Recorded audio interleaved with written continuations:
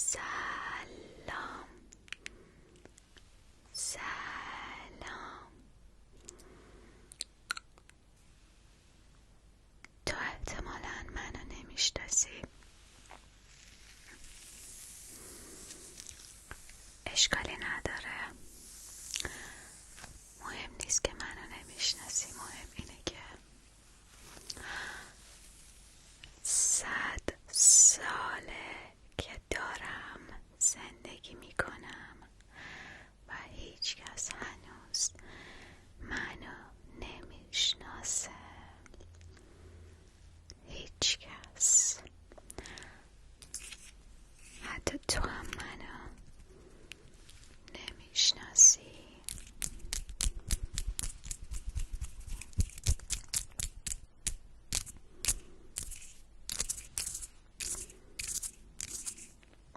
مهم نیست، اصلا مهم نیست که تو منو بشناسی یا نشناسی. بهت میگم چرا اینجام،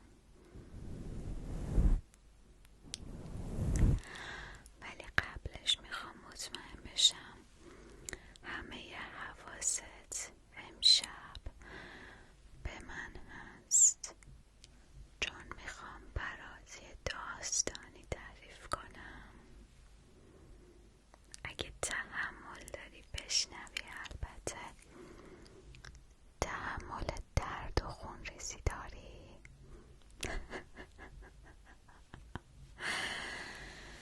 جدی دارم بهت میگم. چه صورت ملوسی داری.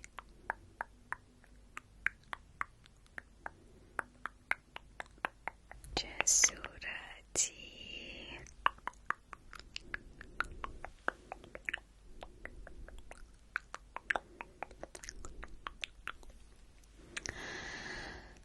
خب، داستان امشب ممکنه خیلی طولانی بشه. اگه امشب خوابت برد، ادامه‌شو فردا شب بیا بهت میگم. اگر فردا شبم خوابت برد، پس فردا شب بهت میگم.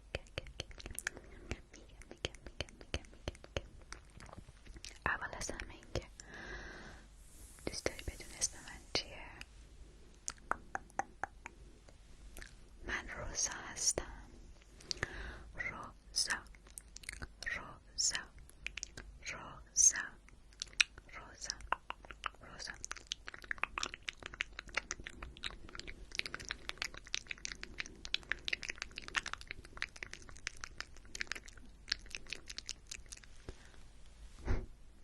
صد ساله به کسی اسممو نگفته بودم. لزومی نداشت که بگم. وقتی کسی منو نمیشناسه ولی در عین حال خیلی ها منو به خیلی اسمای دیگه میشناسن. فکر میکنم دیشب بد خوابیدم، گردنم یکم درد میکنه. نه، شاید به خاطر خون اون گراز ماده‌ای هستش که خوردم. یکم از گوشتش لای دندونم گیر کرده.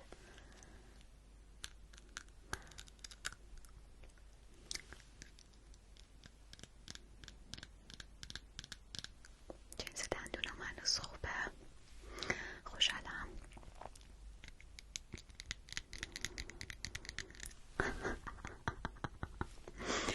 بامزه است، ولی من هنوز داستانمو برات نگفتم.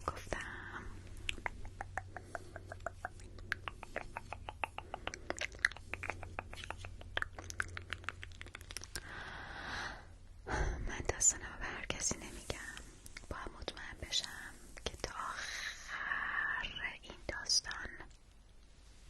آخر این داستان گوش میدی.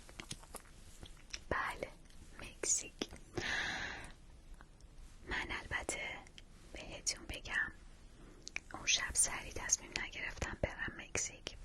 صاحب گالری یه آدم خیلی مهربونی بود و به من آدرس